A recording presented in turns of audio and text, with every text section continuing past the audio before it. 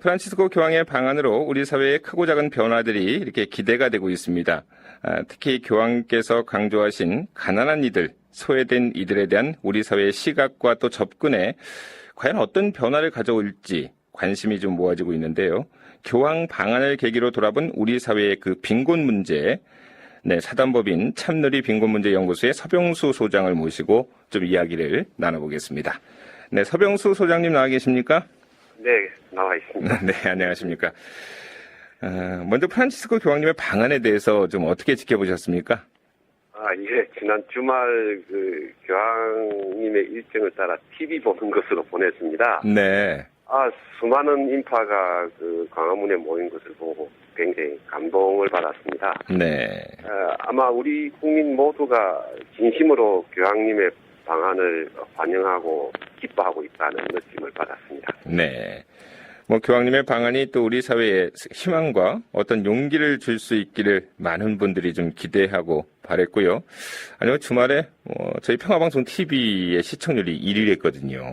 네. 많은 분들이 못 가신 어떤 아쉬움을 TV를 통해서 지켜보시면서 또 주말을 보내시면서 많은 은총과 축복을 좀 받았을 것 같습니다. 이번 교황 방안이요, 우리 사회에 좀 어떤 변화를 줄 수 있을 것으로 보십니까? 네.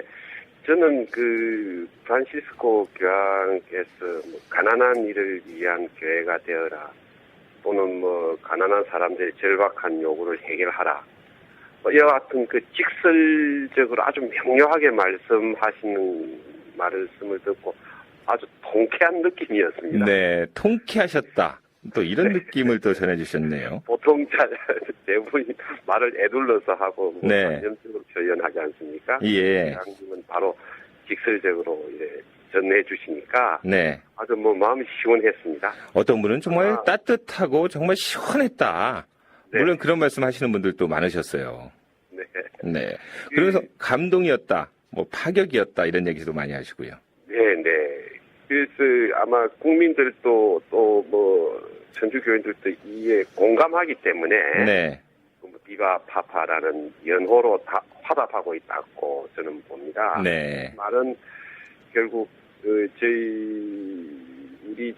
천주교회와 교인들뿐만 아니라 예. 사회가 교황께서 말씀하신 공동성과 인간 발전으로 나아가는 대변화의 계기가 맞지 않는가라고 생각합니다. 네. 그리고 이번 방안에서는 프란치스코 교황의 세월호 희생자와 유가족들에 대한 의료와 관심이 좀 크게 관심을 끌지 않았습니까? 네네.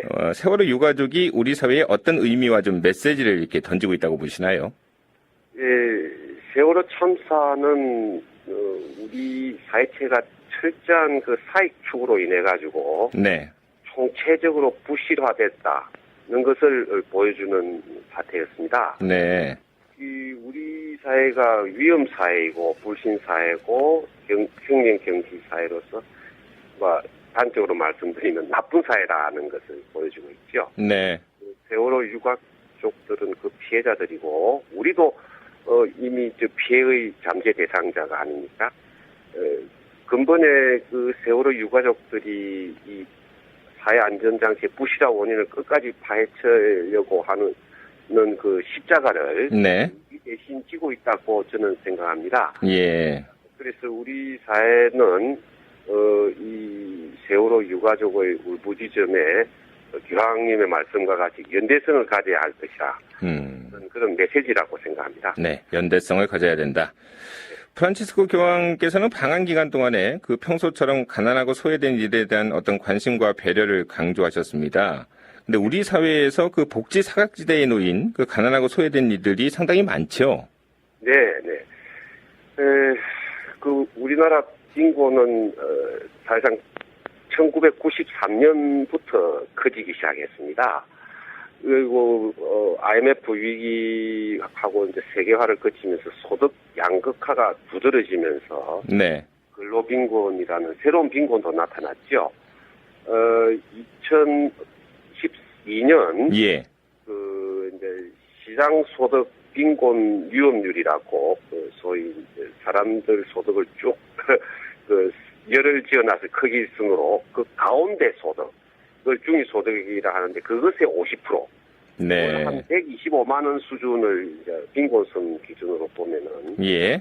우리나라 국민의 5명 중 1명이 소득 부족으로 가난하다고 할 수 있습니다. 아, 그렇군요. 이거는 네네. 퍼센트로는 19%고 예. 숫자로는 970만 명이 됩니다. 970만 명이요.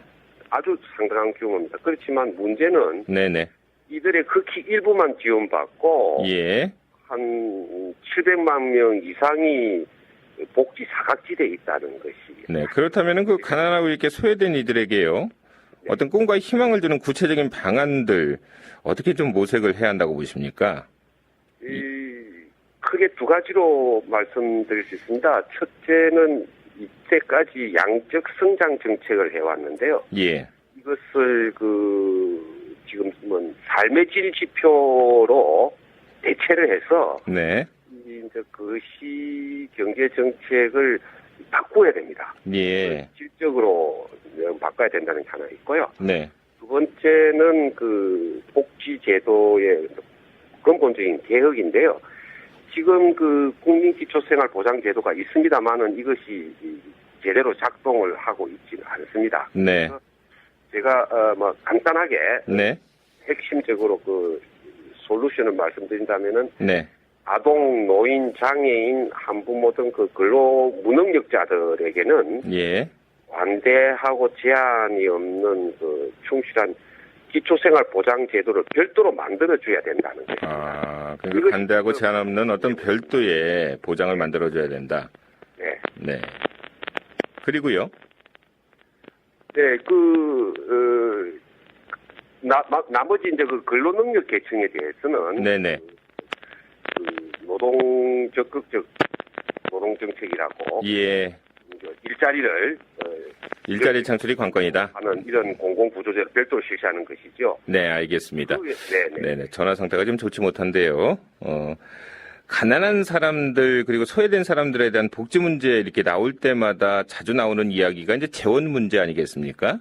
그렇습니다. 네. 선진국과 우리나라의 복지 지출 이렇게 비교해 보면 어떤가요? 예. 2012년 OECD 통계에 따르면 우리나라는 GDP의 약 10% 예. 정도를 쓰고 있습니다. 복지 지출을. 네. 근데 다른 OECD 국가들은 프랑스는 31% 쓰고 있고요. 차이가 좀 있군요. 평균적으로 22%로 우리보다 2배 이상 높습니다. 우리가 지금 우리 경제 능력으로는 20%까지는 용이하게 지출할 수 있다고 봅니다. 예. 지금보다 하여튼 배정은 시켜줘야 됩니다. 그래서 네. 복지 지출을 늘려서 이 빈곤을 완화시켜줄 조치가 정말로 필요합니다. 알겠습니다. 프란치스코 교황께서 대전에서 열린 성모성전 대축일 미사 강론에서 이런 말씀을 하셨거든요. 새로운 형태의 가난을 만들어내고 노동자들을 소외시키는 비인간적인 경제 모델들을 거부하기를 빈다. 이런 말씀하셨는데 현재 우리 사회의 어떤 경제 시스템에 어떤 문제가 있다고 보십니까? 예, 아까 양적 성장 정책을 바꿔야 된다는 것인데 이 양적 성장 정책의 내용이 예. 아주 비인간적인 경제 모델에 기반하고 있기 때문입니다. 첫째 하나가 부자들 성장 과실을 갖다 부자들과 자산가들에게 이제 몰아주면서 이 사람들이 몰아주면 투자가 늘고 네. 그다음에 성장에 대해서 빈곤이 줄어들 것이라는 소위 적화 정책을 고집해 왔습니다. 예. 이때까지 정부가 네. 또는 비정규직을 양산하는 노동 유연화 정책을 채택해서 임금을 낮추고 이래야 국제 경쟁에 이긴다고 주장해 왔습니다.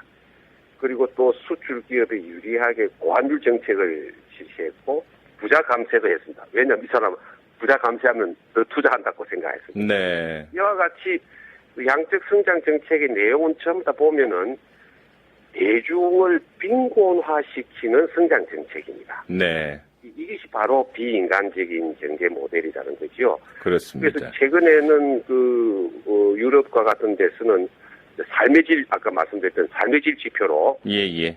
소득 불평등의 완화나 빈곤 감축을 직접 겨냥하는 그런 그 질적인 성장 정책으로 바뀌고 있습니다. 네. 그리고 교황께서 언급하신 그 죽음의 문화에 대한 어떤 그 얘기요. 그러니까 교황께서 특별히 모든 이들의 존엄성을 모독하는 죽음의 문화에 대해서 그 배척할 것을 이렇게 부탁을 하셨거든요.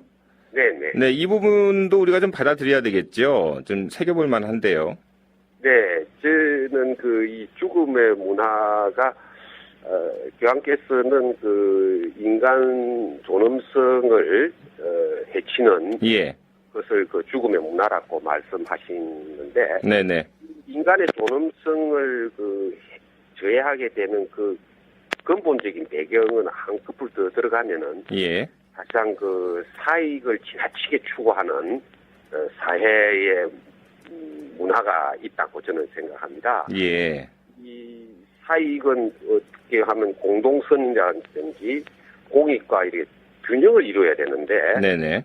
공동선과 이 공익은 그 내팽개치고 사익 중심으로 사회가 움직여서 물질주의가 되고 이기주의로 변모하게 돼서 이런 죽음의 문화가 결국 인간들의 존엄성을 저해하는 것으로 작용하지 있다고 저는 네네. 생각합니다. 알겠습니다. 그러니까 공동선을 추구해야 되는데 사익 추구가 근본적인 원인이다. 이제 그런 말씀인데요. 그렇습니다. 네. 네. 오늘 말씀은 좀 여기까지 드려야 되겠습니다. 네. 감사합니다. 네, 감사합니다.